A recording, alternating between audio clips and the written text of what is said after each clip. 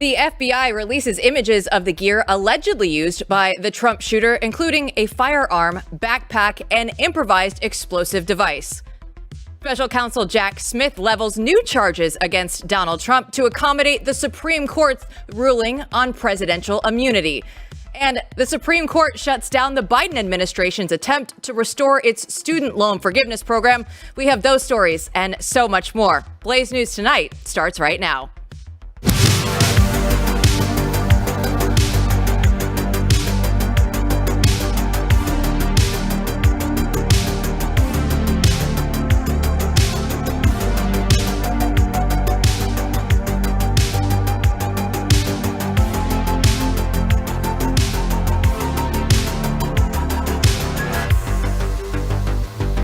Welcome to the chaos. I'm Jill Savage. Today is Wednesday, August 28th. As we discussed yesterday, the parallel investigation into the Trump assassination attempt kicked off this past Monday. Blackwater founder and former Navy SEAL Erik Prince addressed the group of lawmakers and called out the theme of not accountability across government agencies. In the case of Butler, Pennsylvania, only the disinfectant of transparency and accountability will start to repair the cascading errors that led to the tragedy. Matthew Peterson, editor-in-chief of Blaze News, and Erik Prince, host of Off Leash with Erik Prince, join me now. So, Erik, thanks so much for your time. Let's get into the parallel investigation. What is your hope for this investigation and everything that is led by Representatives Corey Mills and Eli Crane?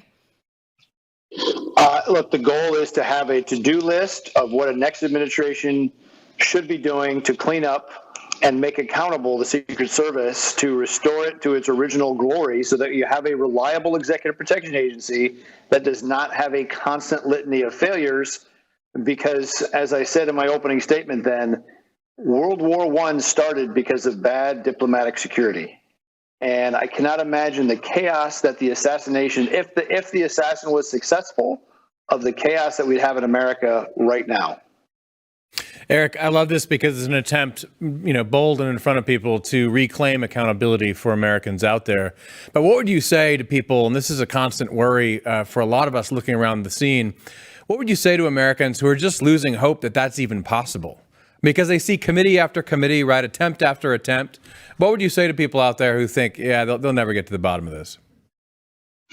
I think most politicians are still chicken, and they care if you get in their face. So if you're upset at the lack of accountability and you get in their face at the next town hall or fundraiser or whatever, and you just show up and let them know, look, we have three tiers of government: local, state, and federal.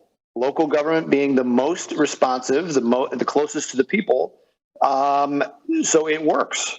Our biggest problem is that the federal government has gotten so large and so unaccountable that we allow such second and third rate performance in all of these organizations, whether it's domestic security, international security, in healthcare, all the rest. But getting in people's face and demanding accountability. And as I also said at that hearing, Congress has the power of the purse. And if you demand that Congress not fund certain activities anymore, and especially getting in the appropriators' faces, that's the only way that this gets solved. You said at the hearing on Monday that after the Iran hostage situation back in 1979, that things changed. The U.S. created the Special Ops Command. So with this, what do you think will change now? Will anything come out of this? What would you like to see? It's clearly a Secret Service to have to do everything from counterfeiting and bogus credit cards to executive protection at that level. That's hard. So if nothing else, split the function, let some other part of Treasury do the currency investigations, and let the Secret Service be the only and the preeminent executive security function. Just like SOCOM, like I said, Congress created U.S. Special Operations Command, effectively a fifth branch of the armed forces, so that there is dedicated money and focus on the mission to be an extremely good special operations unit. The U.S. Secret Service should be an extremely good executive protection agency. Short of that, we're going to continue to have problem after problem. And if you just go back and enforce very strict meritocracy. They don't care what color people are, what bathroom they use. They have to be extremely good at executive protection and hold to that standard. Clearly, the priorities of Washington have differed from being excellent and merit-based, and that is the root of our problem. And this problem in Butler, Pennsylvania, is the tip of the iceberg, because we've seen fail after fail after fail across all kinds of federal agencies because we don't demand accountability and we allow absolute failure. Whether it's, that hearing was held on the anniversary of 13 American kids getting blown up in Afghanistan. It was a completely botched 20-year campaign. No one has been fired. A history of no accountability. And again, so elections should have consequences. Do you believe in a candidate that will deliver accountability, or do you believe in a candidate that will continue the same insanity we've been under for 12 of the last 16 years? Let's go back to that Butler rally, and outside of the big issues, merit and accountability disappearing. So let's talk about the particulars again, and how do you sum up what the actual security failures on the ground were that day? Now that some time has gone by. They did not do so. Most of executive protection, the most important stuff, is done in the advance work before the event happens. You send your people out and you look around and say, you want to view it from a predator's perspective. How am I going to attack that person to affect the assassination they're trying to do? And clearly, no one they just ignored so much to ignore a building, an elevated position 140 yards away, and didn't have it locked down, that it was outside of their perimeter, is absolutely unimaginable, inexcusable. And as we also talked about, there's a line where you go so far deep into incompetence that when does malice start? Second, when the shots did start, that his detail did not immediately move him off the X. And the X is the point where someone's chosen to attack you, and they didn't move him immediately. Now, yeah, that image of Trump standing up with that defiant fist, fight, fight, fight, good on him, great instincts. Really bad on his detail, because he should have been horizontal, completely covered, and not exposed at all to any other incoming fire. For all the conspiracies about there being a second shooter, right there, as you see on the screen, that's where the second shooter should have been shooting. But they weren't, because there was no second shooter, I don't believe. Erik, what about these reports about the fact that the shooter is on these different apps, related to foreign countries? I'm sitting here, editor-in-chief. I've looked at different reports. It's not really clear to me how much we know. But what do you know? I've heard that there was, the image that you started this broadcast with was that is not an amplified scope, meaning you look through it, it's one power, it's some kind of red dot. I think it's a holosun site. That's not going to give him much amplification. So thankfully, he chose the wrong scope for the job, because my 12-year-old son, hunting deer, could have made that shot. I'm fortunate. We're glad that he aimed at the president's head, because if he'd aimed center mass, he would have hit. He would not have missed his ear by a couple centimeters. Ostensibly, he had explosive devices with a pretty sophisticated firing device in his vehicle and some on his person.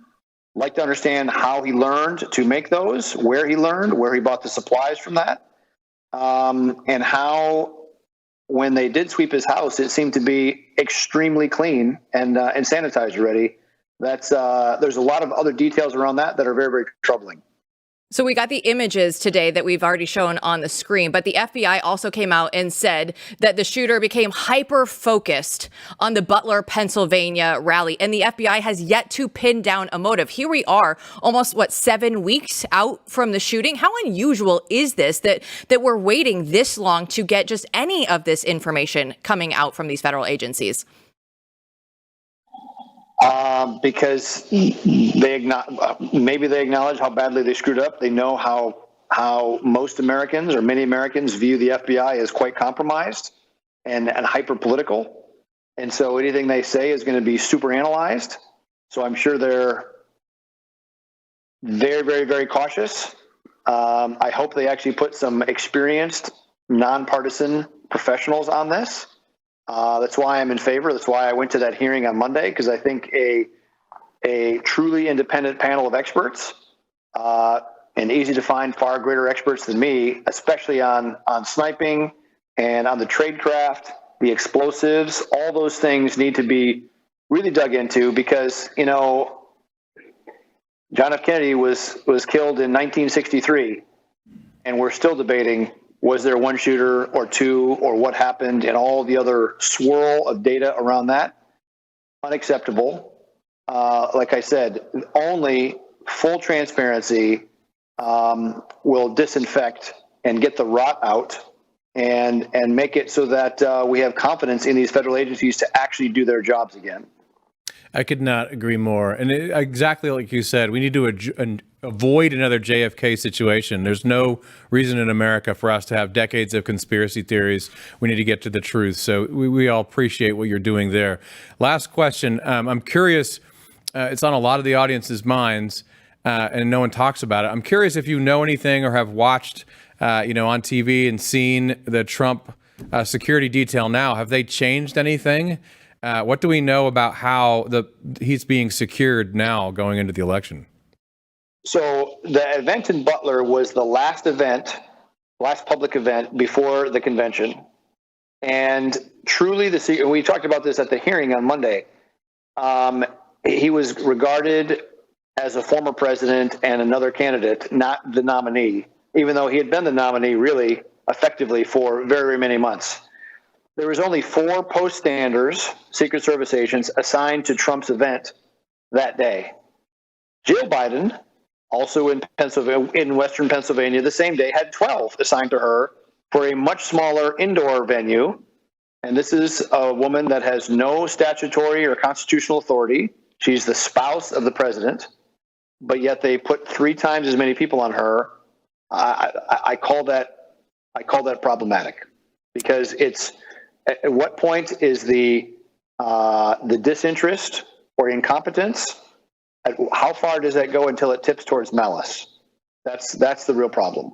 Well, unfortunately, everything about this is still very problematic. Thank you for at least shedding some light there at the hearing on Monday. Thanks for having me. The Harris campaign is playing it safe. Chris Bedford will explain why they could be risking it all. Up next.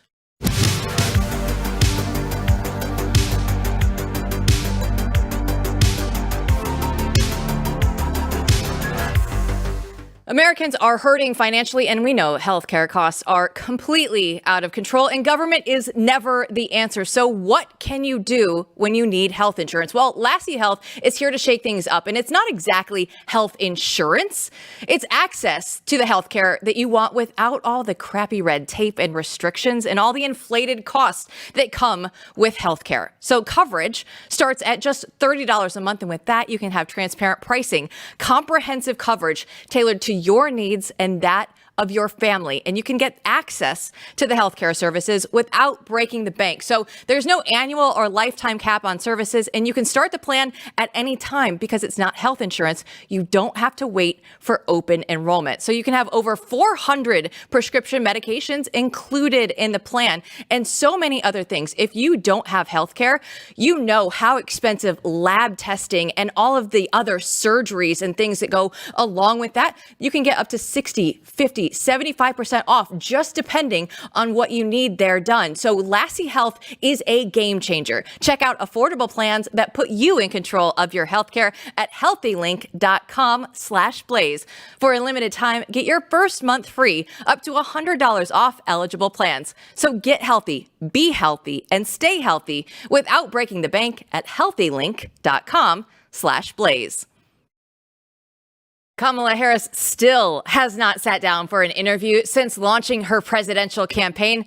Yesterday, Politico's playbook dedicated over 1,000 words questioning whether Harris will give an interview anytime soon, and if so, with whom? Chris Bedford recently wrote a piece for theblaze.com on this and Kamala's risk-averse strategy. So he joins us now. So Chris, thanks for joining us. But, we're all familiar with Kamala's word salad. So why is it actually risky to keep her away from cameras? Well, there's a little risk there, in that people usually get used to that sort of thing. I mean, Donald Trump's speeches, while entertaining and funny and interesting, also he does tend to ramble. He goes on and on. He says things that might get a politician in trouble basically every few hours. The kind of things that used to give campaign managers heart attacks, but I think now they're used to it. But there's a certain saturation to it. When you build up an event around a politician, like the way that the debate was built up with Joe Biden and the way that an interview is being built up with Kamala Harris, you end up drawing more eyes. You make it a make or break moment. I mean, her first interview now, she finally announced one after this 1,000-word Politico piece about who's going to get the interview and which one of our friends is going to get it. It wasn't even about the weirdness of this entire situation.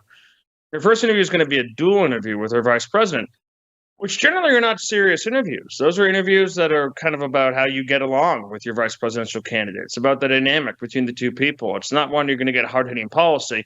And that makes sense because they've actually kept Walz off of the campaign trailers or out of the media circuit, so he didn't have to answer any questions about Kamala Harris's policy.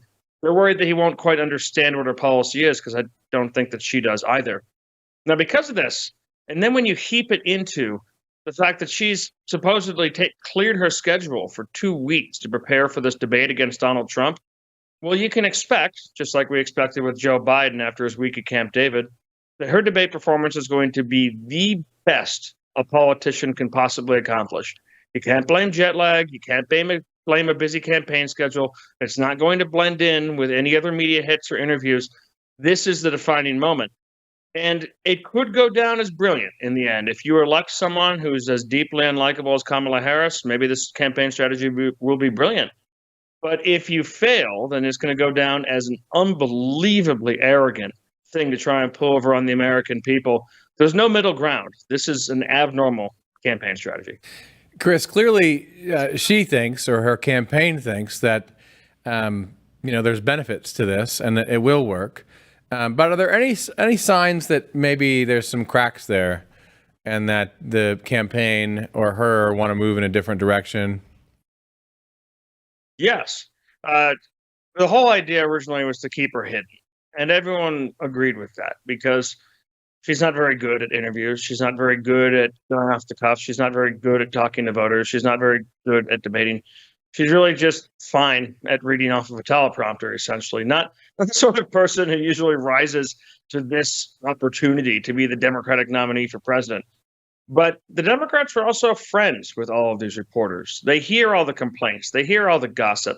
So over the last couple of weeks, her staff have become increasingly insistent that she actually go out there and have some kind of big moment. And Harris herself, nervous, uncertain. You're always nervous when you walk into a moment that you're supremely unqualified for, that's got this much gravity. Is pushing back and saying she doesn't think that they actually need it. She doesn't think that this is necessary. And, maybe she's right. We've only got about 3 weeks or so until early voting starts in Pennsylvania. It's possible with a candidate this late that she really can just go off vibes and coast all the way to the finish line, except, of course, for that one pesky debate. Switching gears with you now, special counsel Jack Smith has filed a revised indictment against Donald Trump in an attempt to address the Supreme Court's ruling on the presidential immunity. So, Chris, with just 70 days left in the presidential election, does this new indictment have any chance of impacting Donald Trump? Certainly doesn't have a chance of convicting him before the election. This hasn't changed the timeline at all for Smith.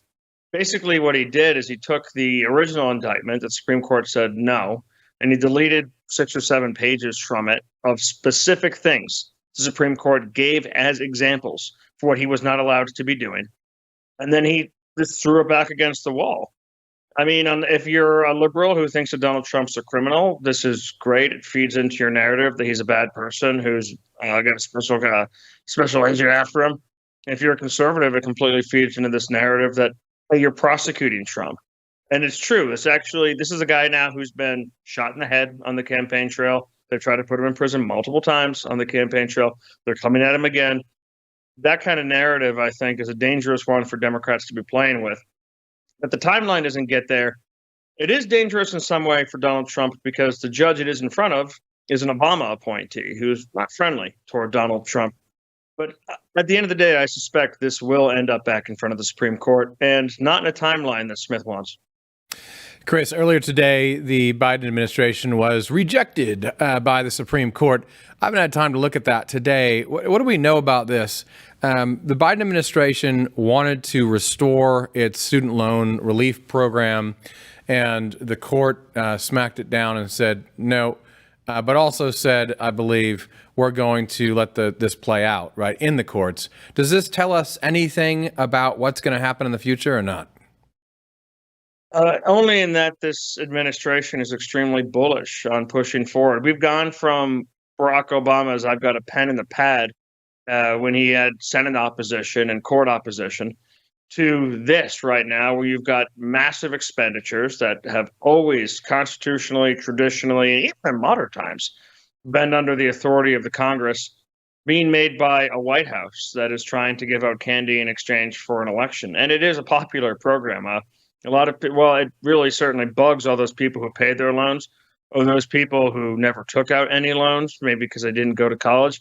It's popular with those left-wing students and young folks, and even conservative students, I imagine, who did take out loans who might be forgiven. And that's a group that the Biden administration, and now Harris a little bit, but not as much, is still has suffered with. And the Supreme Court's just saying, hold on a second, this isn't going through. So it hinders Biden in that those checks aren't arriving tomorrow. Well, Chris Bedford, I'll take some free candy. Go ahead and send down some red licorice, not any of that black licorice. Don't send that. That's terrible stuff. Thanks for joining us. I'm a Zambuca guy myself. I know. There it is. So our next guest, though, will say that Malcolm X would not be voting for Kamala Harris. We'll talk about that just ahead.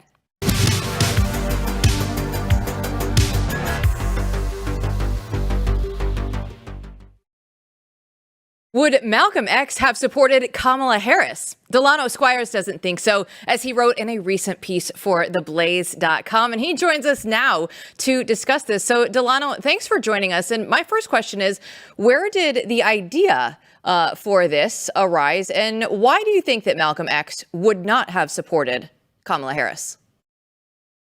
Yeah, so I actually got the idea from a poll, an informal Twitter poll that I saw during the DNC last week, and the person who posted it basically asked that question, like, who do you think Malcolm X would have supported, Trump or Kamala?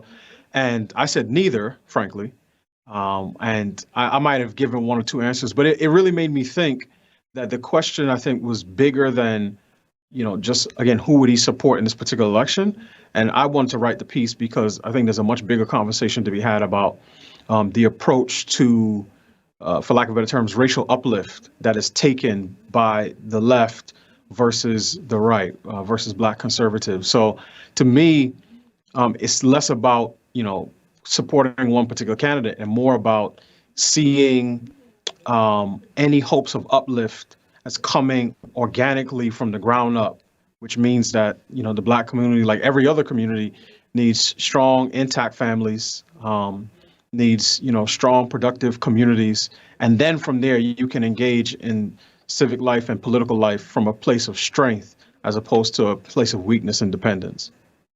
Delano, I think there's a lot of conservatives out there who maybe don't realize that you could bring them texts from Malcolm X, right, and not tell them who it is, and they'd read it and go, yeah, I agree with that.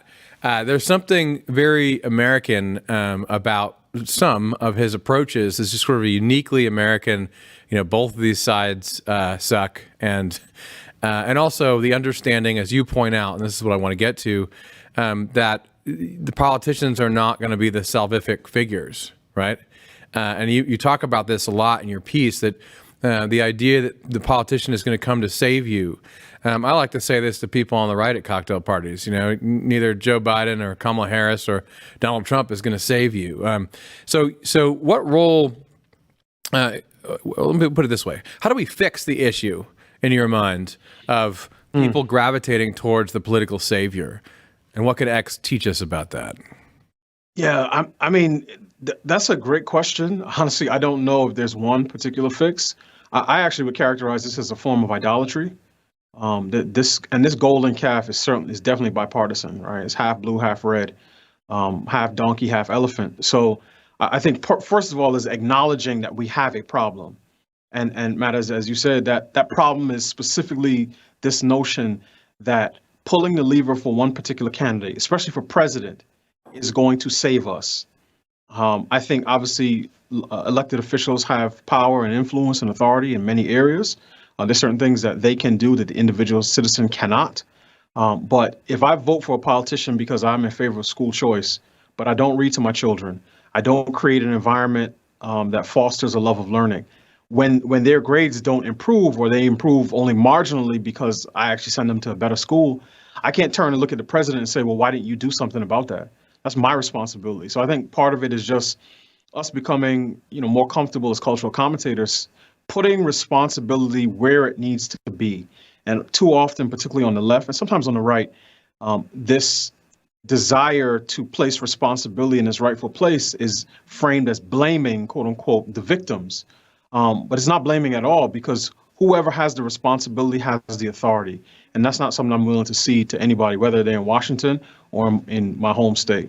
Kind of to that end, how do you think that Malcolm X's views on political engagement would be playing out in 2024?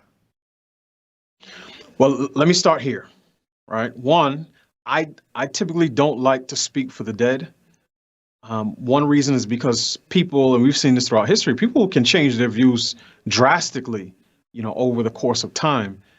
But based on what I've read read from Malcolm X and heard him say, one of the things I know he definitely would do is chastise, or I believe he would do, is chastise the Black entertainers, comedians, athletes, politicians, academics, pundits, journalists who act as if, 10, 20, 25% of Black people, particularly Black men, who may choose to vote for President Trump are somehow race traitors, right? These are sellouts of one type or another. I think he certainly would chastise them and rebuke them for this notion that voting blue, no matter who, is somehow a litmus test of racial solidarity.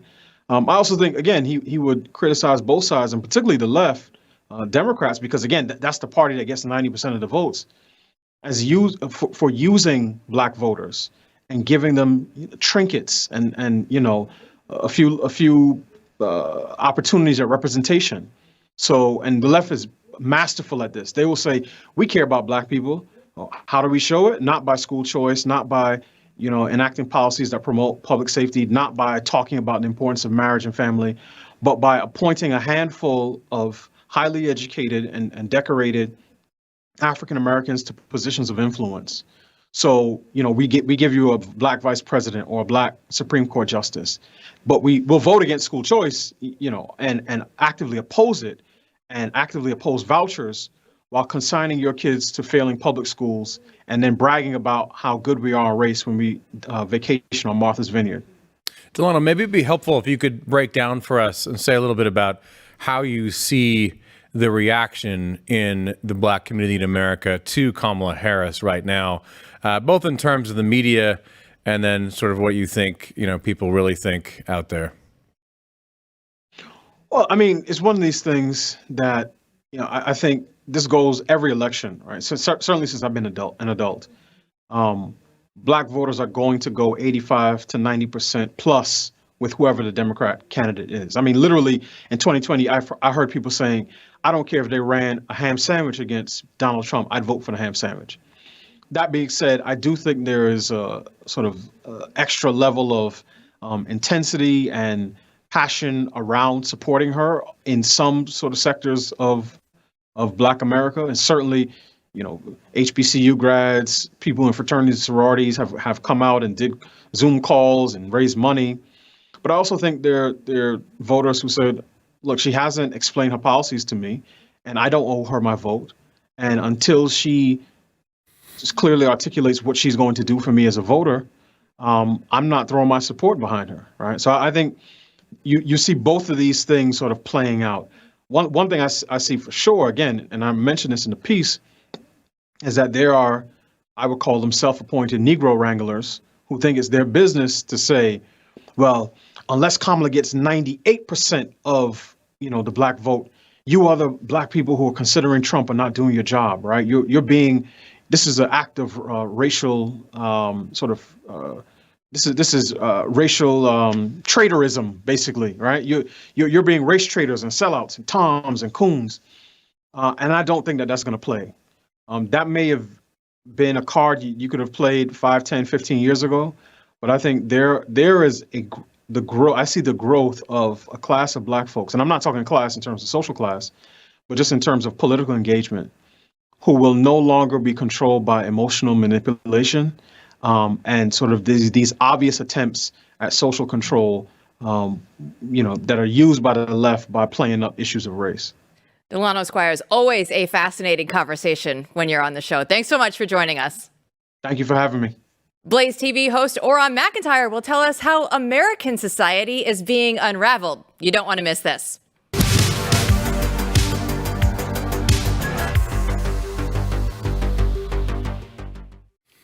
It's no secret we live in a world of lunacy where there are men in women's bathrooms and mostly peaceful riots. Conservatives often argue that the remedy needed is a return to common sense. BlazeTV host Auron MacIntyre, however, argues that such a return is impossible without common tradition. Auron joins us now. So why is it tradition necessary to fix this current chaos that we're all over? I mean, we see it every single day, Auron. Well, when people are looking at this chaos and they call for common sense, they want a shared understanding of what we should be doing. They want there to be a default understanding of how men and women should behave, how we should treat each other, how people in society should interact. But the problem with calling for common sense is that you don't have that common understanding. If you don't have a shared tradition, a background, a history, a shared moral vision of the way that the world should operate, then there is no common sense. And the problem that we keep running into is that our society has pulled apart all of the things that provide that grounding. People are no longer married, going to church, creating families, joining social organizations, and doing other things that really immerse them in a common culture, language, and understanding. And when you don't have that grounding, there is no common sense to call upon. And you say in this piece, you argue that also that the modern obsession with individual freedom has dismantled critical institutions of family and community. Now, I can see for a lot of our audience that being a controversial statement, given that, of course, they see individual freedom as standing against, a totalitarian regime. So can you talk a little bit about what you mean by that?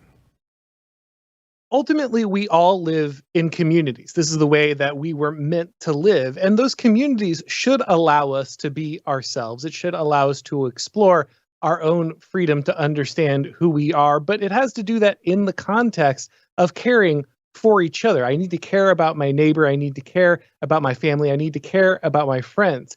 Yet, in our system, we think so much about individual freedom that we often encourage people to do things that cause them to uproot and isolate themselves. They leave their families, they leave the areas where they grew up in, they leave the social structures that define them. They no longer go to things like church. They no longer take the time to invest in marriage and family because those things will hinder your career, your ability to climb. They might hinder your ability to enjoy a party or go out as an individual. If you've got kids, you can't indulge in the latest fads because you have responsibilities. All these limitations on individual freedoms are somewhat social in nature, and so we often avoid the things that would restrict our behavior. But when we do that, we also break apart those communities that allow us to create common traditions. If you're not attending church, if you're not involving yourself in your community, if you don't have a family, if you don't have a tradition that you are actively invested in, then there is no shared common knowledge. And when that is the case, there's no common sense to refer to. Yeah, I mean, this is such an important point that we're formed in community. And when you think about that, people think as if they receive everything in little bite-sized facts, and that's how they learn. When in actuality, it's your experience and your family over time, right, that gives you the values and the thoughts and the principles and the purposes and the goals that you have. And it's such an important point for people to understand. Now, let's talk about the one institution that everyone agrees is supposed to impart the knowledge of civilization, and that's one near and dear to both of our hearts 3 lifetimes ago when I was involved in it, maybe 1 lifetime ago, 2 lifetimes ago for you. We care about education deeply because we know educational institutions shape and form the souls of the students. And, one way to put this to the audience is it's not about like the classes you take here and there. It's about, as a whole, what sorts of things did you learn, right? Almost imperceptibly over time in any good educational institution. Now, obviously, you're talking about how society is broken down, how we don't have a common understanding and purpose.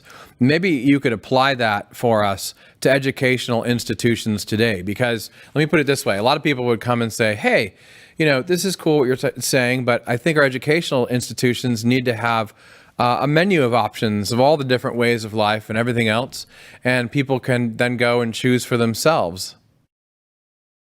Yeah, institutions like schools traditionally were places where you were enculturated, or to use a more religious term, catechized, where you received the culture, you received the norms, where you understand how to be a good citizen, a good member of that society. They weren't strictly places where you learned to just get a job. Now, you did learn math, you did learn language arts, you did involve yourselves in these subjects, but they were as a part of being a good citizen, a part of a whole, a part of a community. Now we strip things down to the point where it's just to try to get someone a job. And in fact, we've inverted that now. We don't even teach kids to read or write or do any of the basic things that you should be learning in school just to get an education and get employment. We're now teaching them all these woke doctrines. So in some ways, we flipped it back. We are enculturating children. We are catechizing them, but we're doing it with a lot of woke indoctrination, or like you said, a lot of multiculturalism. And that multiculturalism emphasizes the need to have different ways of doing things, different cultures, different understandings. But if we shatter that shared understanding into a million pieces, and we encourage everyone to follow their own culture or their own way to do things separate and apart with no connection to tradition or religion or understanding, then we, of course, also have to shatter the concept of common sense. You can't hold this idea that there are common values and common ways in which we should treat each other and understand each other if we've shattered all of the traditions that would undergird that and encouraged everyone to chase their own. Yeah, and with the traditions, when we lose them, how do we go about making different decisions, right? We're going to be talking about politics here on this show, but it could be anything. The decision-making process, it feels like, is so intertwined with this. Yeah, much of the language that we use is wrapped up in this. And so when we don't have a shared tradition, when we don't have common sense, we end up talking past each other. And we hear this all the time, right? The Democrats are talking about freedom. They're talking about democracy. But they don't mean the freedom to avoid getting an experimental shot. And they don't mean democracy in the sense that Donald Trump should be on the ballot. They have very different definitions for those words. Racism is something that's bad unless it's directed towards white people, and then it's not really racism at all. And so when we don't have a shared understanding of these values and this language, it's impossible to get anything done. And that's why our politics seems completely disconnected from any actual lived experience, because we're constantly talking past each other because we don't even have the shared language necessary to negotiate these issues. Is there anything like 101 level that Americans can do to remedy this? Well, of course, the basic, I think, is really understanding a grounding of our Christian faith and to understand the Christian Protestant founding that really defined the United States. That doesn't mean everyone has to immediately jump into that particular religious tradition, but understanding that this is the ground for a lot of what America is. And of course, places like the Federalist Papers are a great way to go back if you want to get a little more complicated, if you want to do a little more of a deep dive. But of course, that's a more academic setting. The tradition really, of course, the problem that we have now is that it's harder and harder to find. You have to do this more locally. You have to return to your own community. You might not be able to plug the entirety of the nation back into one unified tradition right away, but you can make sure that you are connected to your own local tradition, your family's religious tradition, something that can grow into a wider movement once you have, hopefully, an America that is ready to unite again. Auron MacIntyre, thanks so much for joining us. We always appreciate your time. Thanks for having me. Peterson, common sense, it's just not common anymore. Yeah, I mean, I think what he's saying is really important. People should go to theblaze.com and look that up. Here's the problem. I mean, there is, when you think about common definitions, if you don't believe him, just consider deeply, right? We don't agree on what men and women are. We don't agree on what citizenship is. We don't agree on what the nation is. We don't agree on when human life begins and ends. What do we agree on? Those are the deepest things that we could disagree about. So I think he makes a very good point. Welcome to the chaos, Matthew Peterson. That's what we're saying there. Elmo meme. Yeah. That's it. Elmo meme. Elmo on fire. When we come back, Bill Belichick says that the New England Patriots have a hard time attracting stars. A Massachusetts native breaks down why the team's home state is to blame. Don't miss it.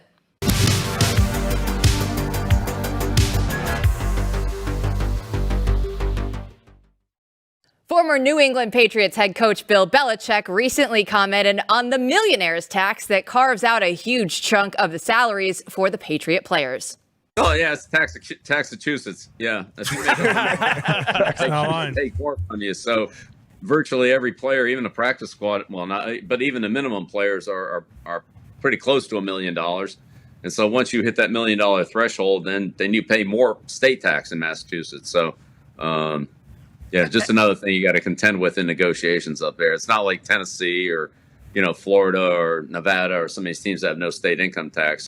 Massachusetts. Here to discuss is Rob Eno, Blaze media critic. So, Rob, what is this real problem? Is it a real problem in Massachusetts? I like that he threw out the Tennessee Titans. Like, they're not getting free agents either. Let's just be real. Yeah, I think it actually is a problem in Massachusetts. In November 2022, the citizens of Massachusetts actually voted to get rid of the constitutional amendment that said they can't have a progressive income tax, that they had to have a one tax rate, flat rate of 5%, and added this millionaire surtax of 4%. This, I don't think, would have happened 9 or 10 years ago. Yesterday was my 9th anniversary of leaving the Commonwealth, getting in a car and leaving. Congratulations. Moving to the South. Thank you very much. And moving into South Carolina before I moved here to Texas. And a lot of people like me are self-selecting, right? You remember the 2010 election, Scott Brown got elected, the whole one Ted Kennedy seat. All of those activists no longer live in the Commonwealth of Massachusetts. They're all in Florida, Texas, South Carolina. They've moved away. It wouldn't have been done. And, it really does hurt. Grant Williams used to play for the Boston Celtics up until last season. He left, and he left to come here to Texas. And what he said was, in Boston, it's really like $48 million with the millionaire's tax, the $54 million that he got in Dallas. Mm-hmm. And it would actually be like $58 million in Boston that you would need to get that. And you would need to have $63 million for him to take home the same amount of money. It's where they work, right? There's this jock tax that, even if you live in Dallas, you're going to pay California taxes or Boston taxes for the day games that you do there. But if you live in Massachusetts, or if you work for the Boston Celtics, or you work for the New England Patriots, and you come to Dallas, you're still going to pay that Massachusetts tax rate because that's the state where you're earning the money. So it's a complete and utter ridiculousness. And a lot of these West Coast teams, the Dallas teams, those sorts of things, the Dallas Cowboys last year, when I looked at this, had like 4 games where they'd be taxed between playing in Florida, playing at home, and playing in other places. So it really, really makes a difference. So this is something that's near and dear to my heart. We talk about it all the time. People are moving around the country and looking for a better way of life. Do you think that Belichick's comments, the fact he's able to say that out loud, I feel like it might have been more controversial in the past, but do you feel like those sorts of comments are going to change anything? Or is it just true, as you said, that just like in California and New York, everyone who swings red is leaving or has left? I think that's absolutely what's happening because, look, Massachusetts is a state that in my younger days, in my 20s and in my teens, we voted to bring the income tax back down from 6.5% where they brought it to 5%, and the legislature didn't listen to us. They automatically brought it back up to 6.25. We'll get it kind of almost on the way there and had a sliding scale to bring it back.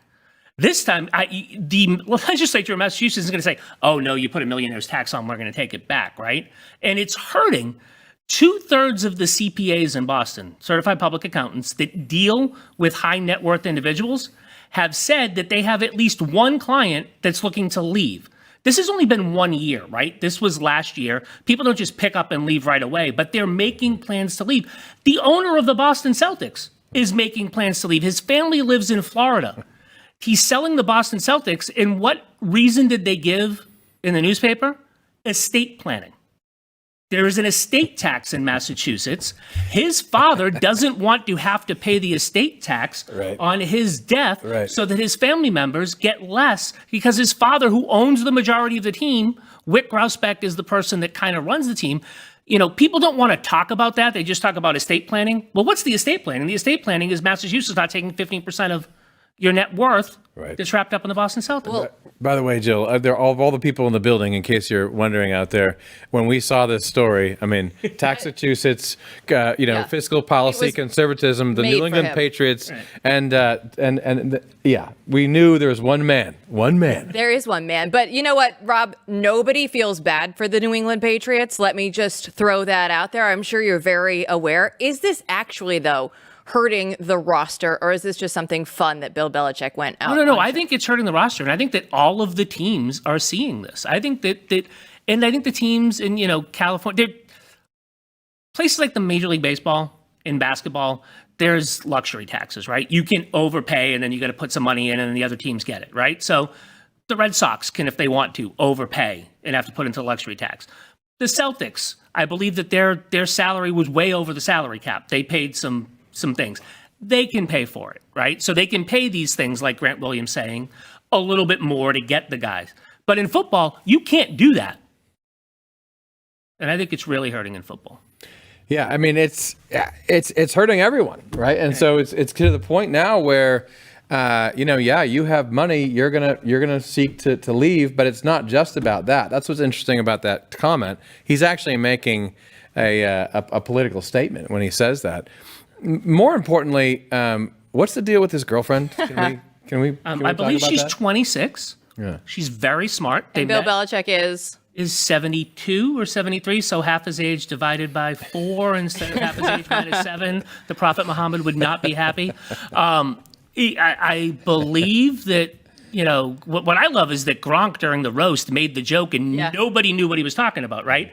Gronk goes, "Oh, now we know why you were at Foxborough High School checking out the cheerleaders," right? And nobody understood because it didn't get public until Brady's induction to the Hall of Fame that he was doing it. Apparently she's smart. They met on a first class trip and they talked about, Austrian economics or something. And Bill Belichick found her very smart, and I'm sure she's lovely. You know what? I just can't wait for college football season to start tomorrow. I know you guys are NFL people, but college is my wheelhouse, and I cannot wait for the season to officially kick off tomorrow night.